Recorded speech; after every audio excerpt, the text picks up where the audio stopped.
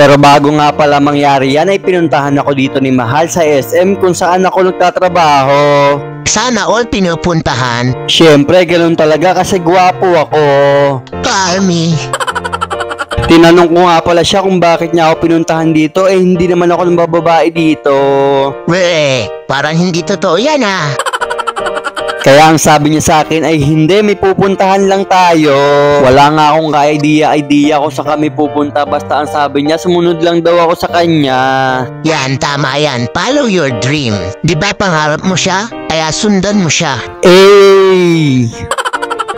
At pagsakay nga namin ng escalator ay kumapit ako kasi baka lalo ako mahulog sa kanya. Pero mas nahulog yung puso ko sa kaba nung nakita ko siyang pumasok sa Bibo Store. Kaya tinanong ko siya kung anong gagawin namin dito, kaya ang sabi niya sa akin bibili daw kami ng bagong phone na pang-vlog. At eto nga daw pala yung cellphone na bibilihin namin, kaya nagulat ako sa presyo na 34,999. Sigurado ako sa buwan sardinas ang ulam nyo.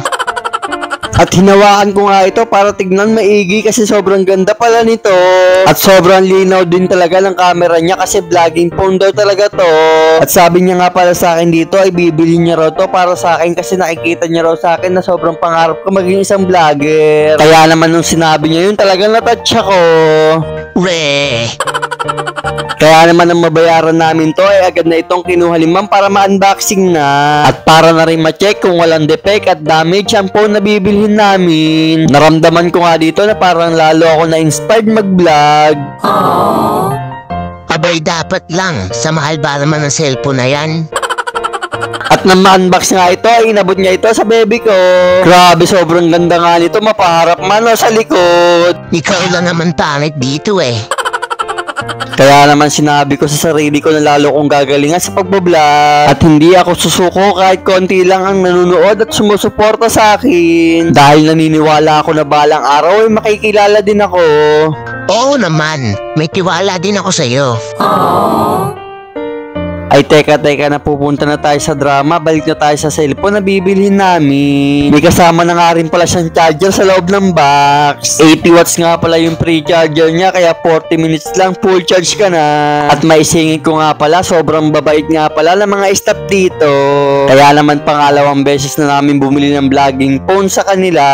Nagsisinungaling ka na naman. At sinubukan na nga rin nila dyan kung gumagana yung charger nito.